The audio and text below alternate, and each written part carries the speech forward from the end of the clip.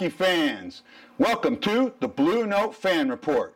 I'm Guy, the Hawaii Blues fan, and this is the only program on the internet that is by a fan, for the fans, and you gotta know about you, the fans. So we're still in the COVID-19 pause, and I know everybody's missing hockey. Everybody wants some piece of hockey to be brought into their lives. Well, I've been reaching out a lot, and I finally got an answer. I am going to do an interview today with none other than Bruce Affleck. Bruce played for 4 years with the Blues in the late 70s. He played with Bob Gestoff. He played with the Plager brothers. He also played with Suter. He played with Federico. We talk about a lot of that. He is now the president of the Alumni Association. So how about every one of you give a huge welcome to Mr. Bruce Affleck. Well, Hawaii Blues fan clan, I want you to all give a great, big welcome to just a blues legend. Please welcome Bruce Affleck, Director of Sales and President of the Alumni Association. Bruce, welcome to the BlueNote Fan Report. Hey, thank you. I'm looking forward to it. So, hey, could you tell us a little bit about where you grew up and how you started playing hockey? So I grew up in a place called Penticton, British Columbia, and my wife happens to be from Honolulu, and I call Penticton the Honolulu of Canada. Sand beaches, lakes, the water's a little colder. But I grew up at Penticton and played hockey there. And I played junior hockey in Penticton, and then I went to the University of Denver. Penticton at that time was about 20,000 people. So playing hockey in that area, you went to University of Denver, and then comes the draft. You ended up playing through the Blues. Can you kind of explain us what it was like to be drafted in the mid-'70s? Certainly, it's totally different than what happens today. The media is totally different. We don't have didn't have social media. I kind of knew that I was going to get drafted. I had no idea where. And I was in college, so you couldn't have an agent really. And some agents were talking to me, telling me that I was going to go fairly high, but I didn't know what that was. So at midnight, the night before the draft, we got a call, and they instituted the underage draft. So you used to have to be 19 to be drafted. Mm-hmm. They said they were going to draft 18-year-olds that year, so it changed the whole draft. Who's going to go first, who's going to go second, etc. So I'd actually heard from Buffalo, they said they were going to draft me, mm-hmm. and they ended up taking Danny Gare, good choice. He was an 18-year-old. So it just changed the whole draft. But surprised, obviously, California Golden Seals. I didn't really know much about them. And back then, you dreamed of playing in the National Hockey League, but that's all you did, really.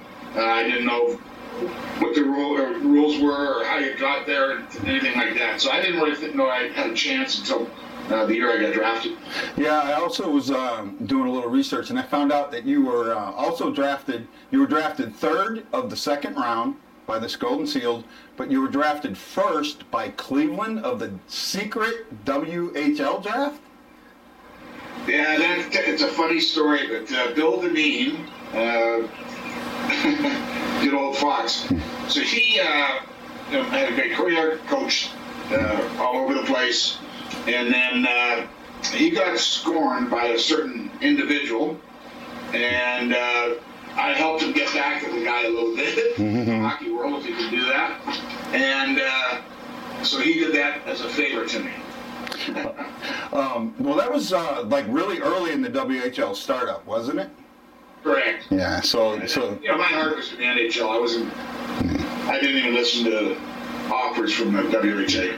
Yeah, that's pretty interesting. Now, so you're playing in the minor leagues with in Salt Lake City, Correct. And all of a sudden someone comes to you and says you're going to St. Louis. What was your thought process when that happened?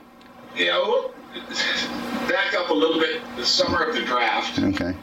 The league owns the California Golden Seals at the time. Mm-hmm. And the secretary of the league is a guy by the name of Jim Cullen, who lives in St. Louis. So I come to St. Louis with my agent.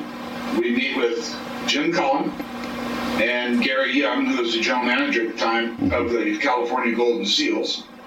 And we hadn't signed our deal yet. And it was pretty close, talking some bonuses and things of that nature. And we were in this room in the St. Louis Arena, although we're dealing with the California Golden Seals. And the phone rings. No cell phones back then. Yeah. Jim Cullen goes and gets the phone. He says, Gary Young, it's for you. All of a sudden, Gary Young yells a swear word. And Cullen says, what's wrong? And he goes, Chipperfield just signed with the World Hockey Association. Well, Chipperfield was their first-round draft pick. So now they really need me, right? Mm-hmm. Got to sign a draft pick. So I'm leaving, and Sid Solomon, the third, is in the lobby, and I'm walking out with my agent, and Sid goes, you'll be here by Christmas. I'm 19 years old, excited as could be. I'm going to play, get a chance to play in the National Hockey League and signing a contract, more money than I ever expected to make in my life. And he tells me I'm getting traded already. So I'm in Salt Lake City, and I get loaned to Springfield, the only single defenseman on the team, and I get loaned to Springfield at Christmas. And what's our coach named? Jack Evans comes into me. He says, I hate to do this to you, but we're in Seattle at the time. Yeah. And he says, you're going to be loaned to Springfield, Mass. And so the next day I get on a flight, go from Seattle to Boston over to Springfield. And I played there for 3 weeks, and then I got traded to St. Louis. So you're in St. Louis, and you walk into that locker room, and you have guys like Barclay Plager, Bob Plager, Gary Unger, Red Berenson. Oh man, that's a heck of a locker room. Bob Gestoff. What was that like, walking into that locker room with, even at this point, these guys were becoming legendary in themselves. What was that like, walking into that locker room as a 19, 20-year-old? Well, talk about nervous. First time you walk into the locker room. And I was in the minors, right? I hadn't played a game in the National Hockey League. And they sent Chris Evans down, who was very popular amongst the players. So now they don't like me. They don't know me. And so it just, in awe, as you mentioned, a guy like Red Berenson, Gary Unger, of course, Bark and Bobby Plager. Eddie Johnson was there, two-time Stanley Cup winner, the goaltender for Boston. It was just Claude LaRose, 5 Stanley Cups in Montreal. I'm just in awe. And as it turns out, the guy that they sent down, his apartment was empty, so I moved into his apartment, and Eddie Johnson and Claude LaRose lived in the same apartment complex. Mm-hmm. So those two took me under their wing, which really helped immensely. And but it was, hard to believe. You can't even put it in words. And I didn't play a lot in that first year, but just to be around those guys was something else.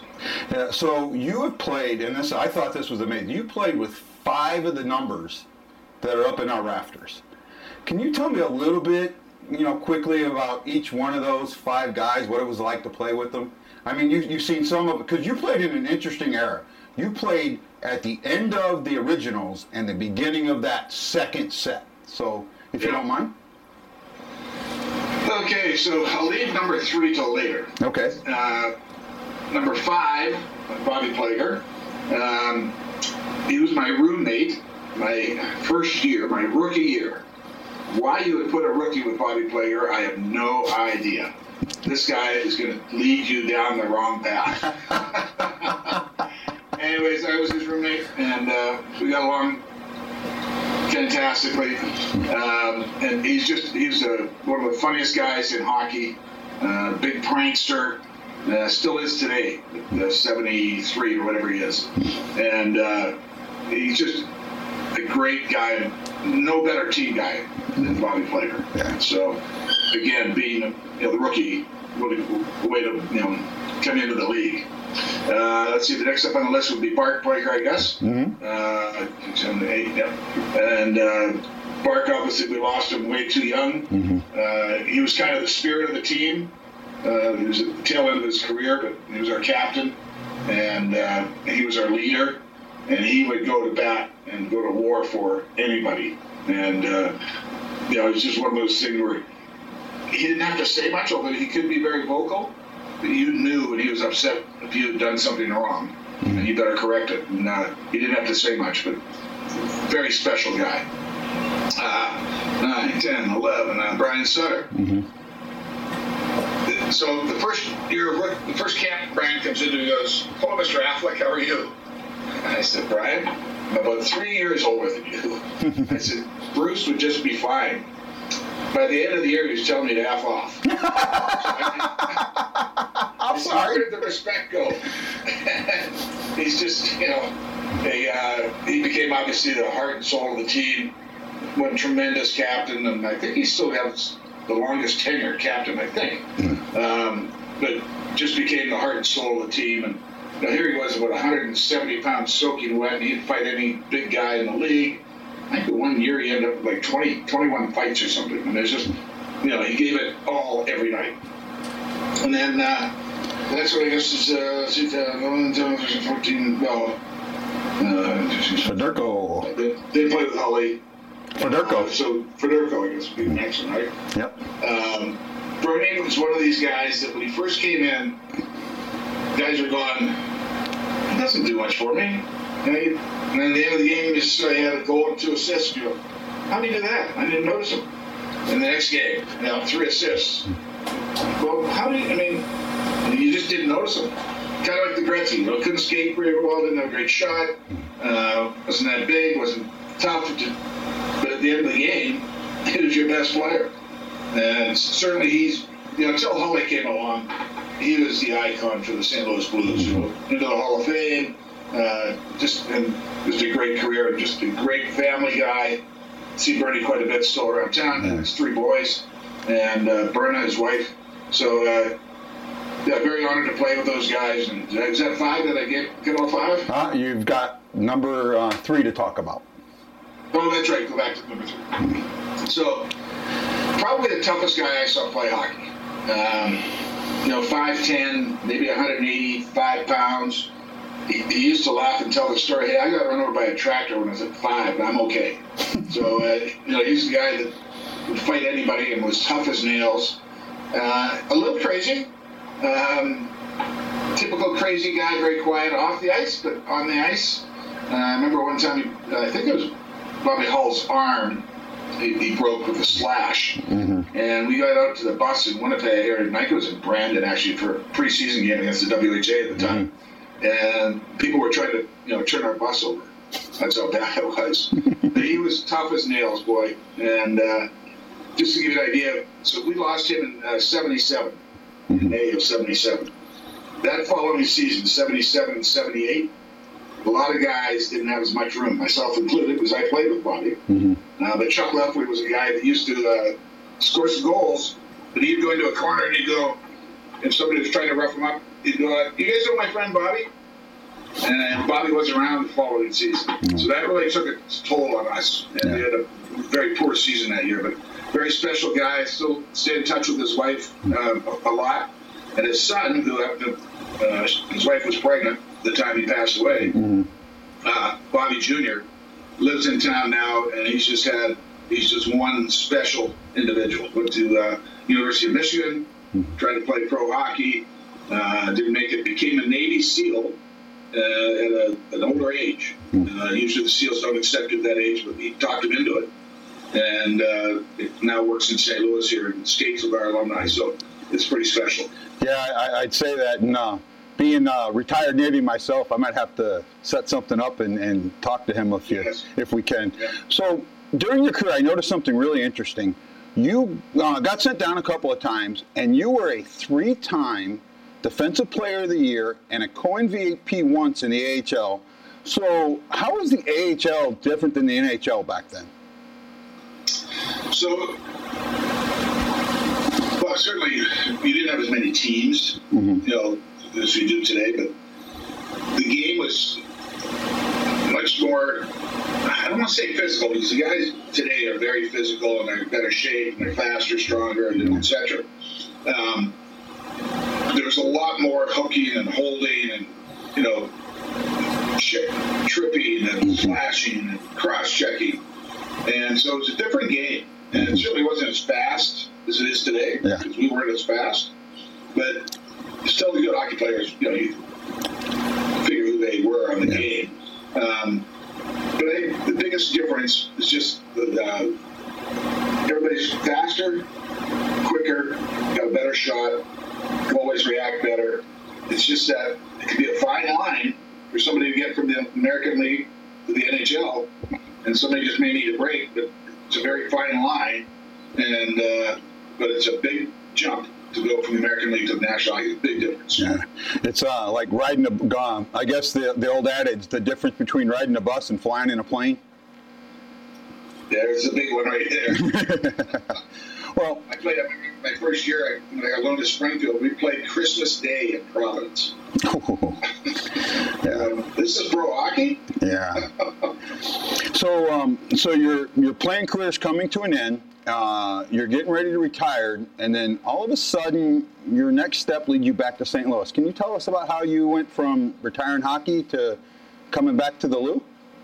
Yeah. So. I went over to Europe for a couple of years in Switzerland, and I played a year in Indianapolis, and had an opportunity actually to be a player assistant coach in the American Hockey League. And talked with my wife. We had 2 kids.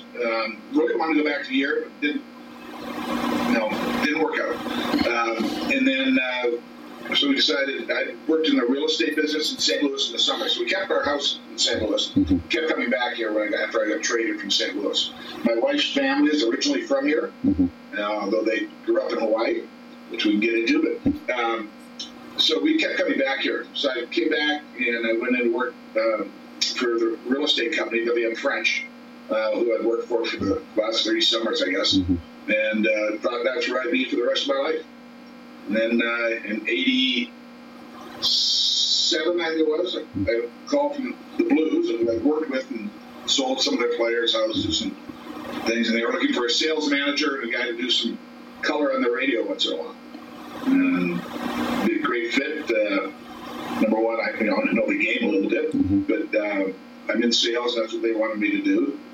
And then they thought by me doing the radio, it would get my name out there so people would want to call and talk to me, and it would help the sales side, which it did. Yeah, that's really cool. One thing I had Jamie Rivers on here, and I find it so interesting that so many guys that grew up in small town Canada end up in St. Louis, and this is even whether they played for the Blues or not. Guys such as Elian Waugh, who has his agency, his agent agency there. What is it about St. Louis that lures all you small-town Canadians, you Habs, to St. Louis? Yeah, I think, one, there's a small-town feel to St. Louis, even though it's 2.5 million people.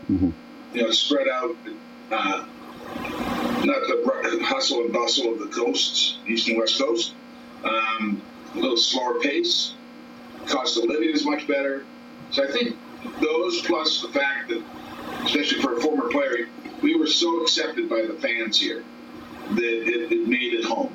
And even after I got traded and I'd come back, people were just very friendly, not coming up to you and bothering you, just be part of the society. And you just felt like this is a good place to be in. People helped us get jobs, and it was just a good place to be in. We've got one of the larger contingencies, still in the area.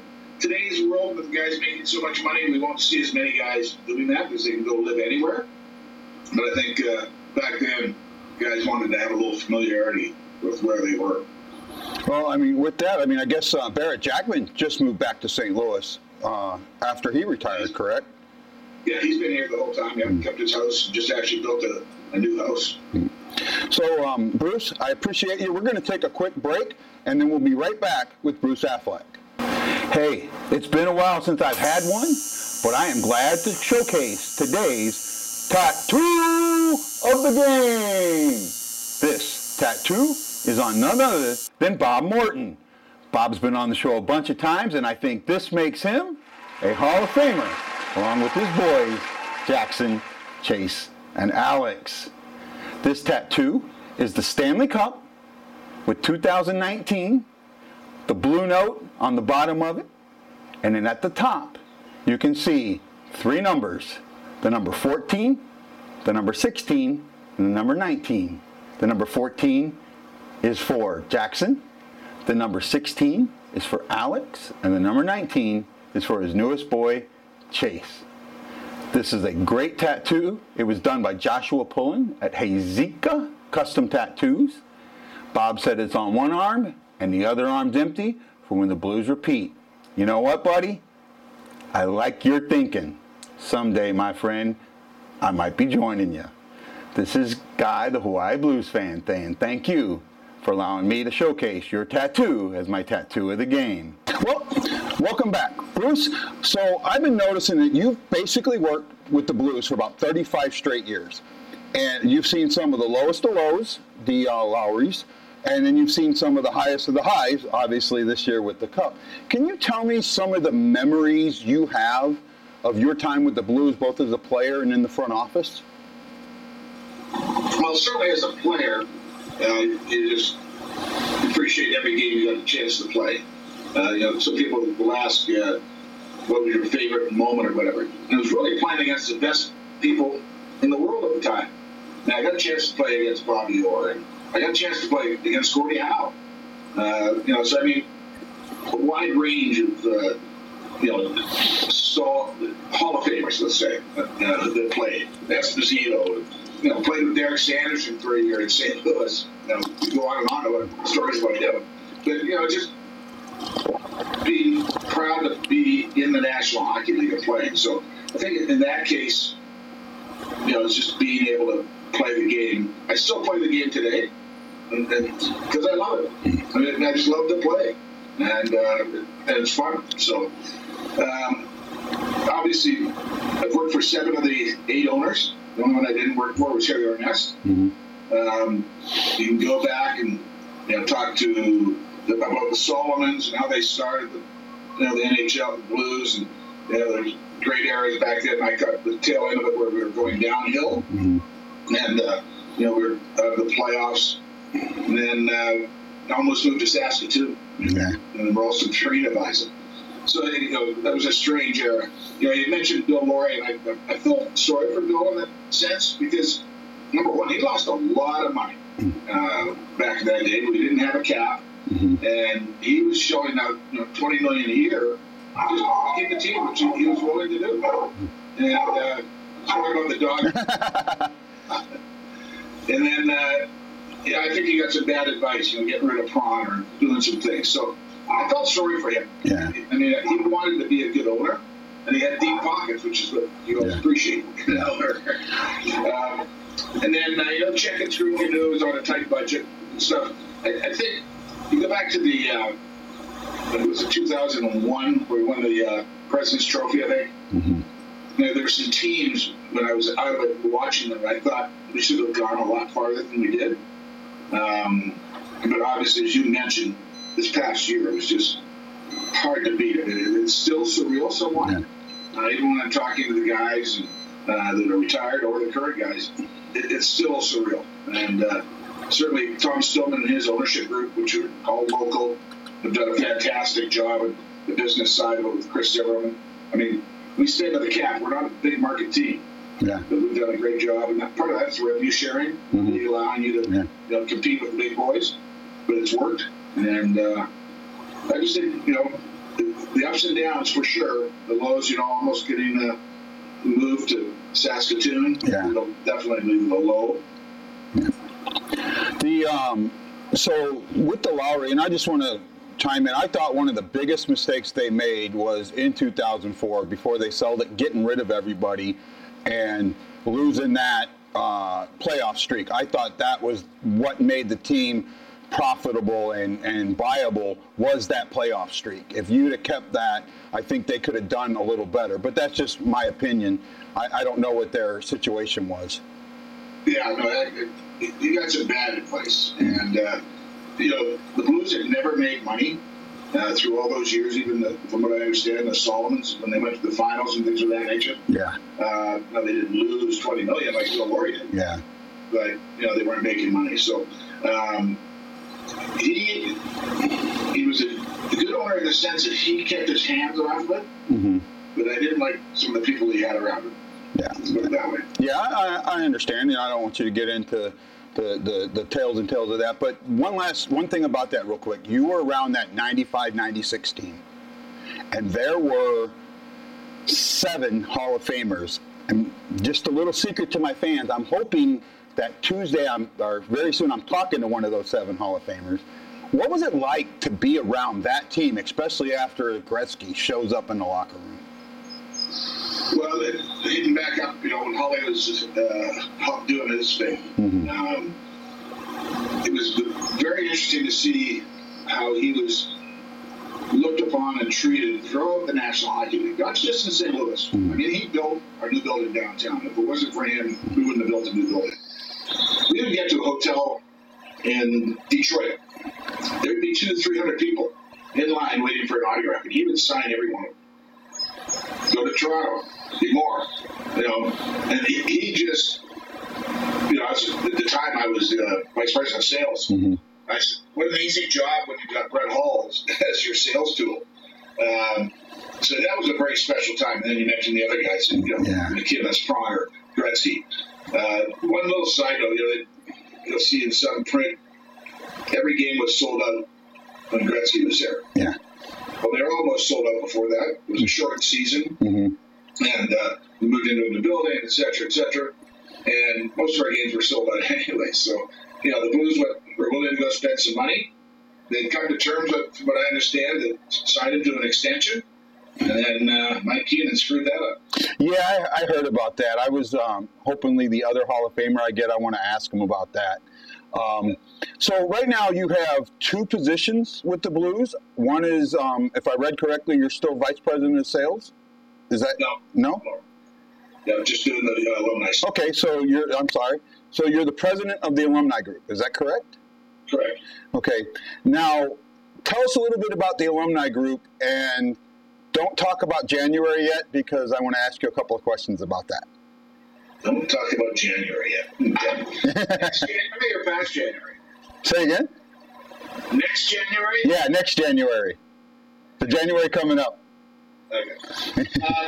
So our alumni started back in 1988, and I was just going to work for the team, and Mike Shanahan, the owner at the time, and I discussed things, and Mike was very generous and gave us $10,000 to get started. So we started the alumni. We've done a number of events throughout the years. We have our fantasy camp. We do a golf outing usually. We've put on roasts, of Kelly Chase and Darren Pang, things of that nature. We hope to do another one coming up. We were supposed to have a golf tournament in June, which looks like we're obviously going to postpone or cancel.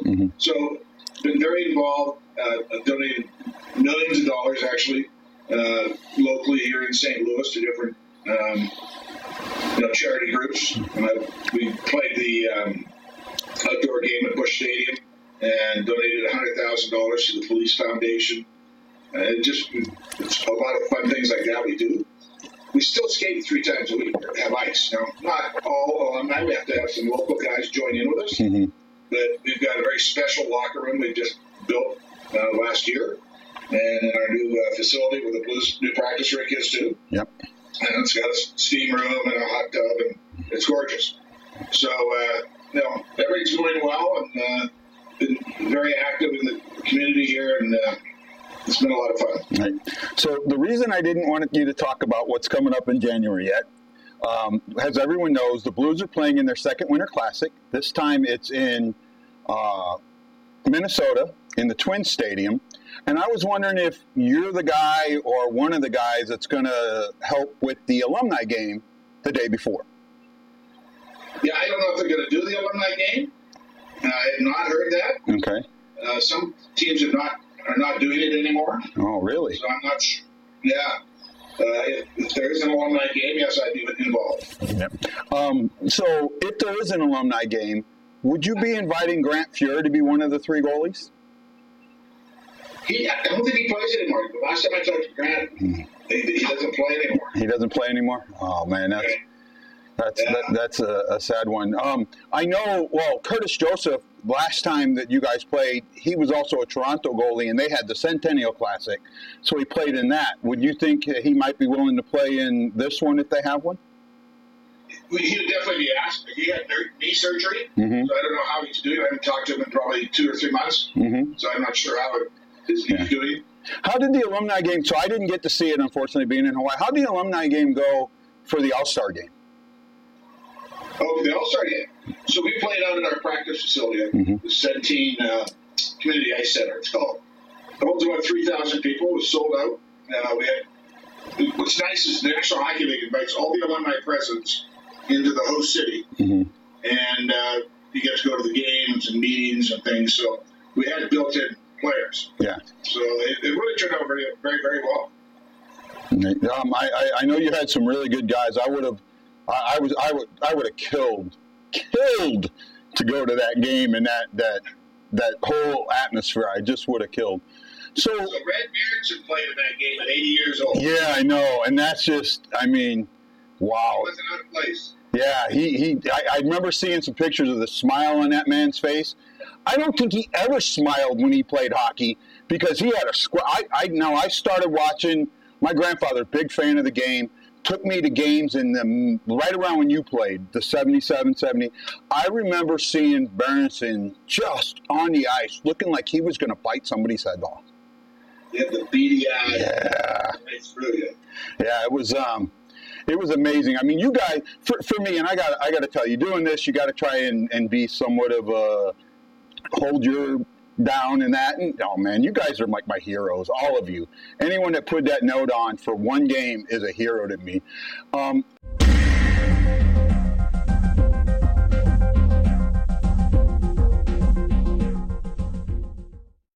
So with that and you know, just you guys playing, I know that you've been with the team for a really long time. So I'm just kind of wondering if you have any special memorabilia from your playing days or from the cup run or just all the time you've been to the team, something that you're just going to cherish forever.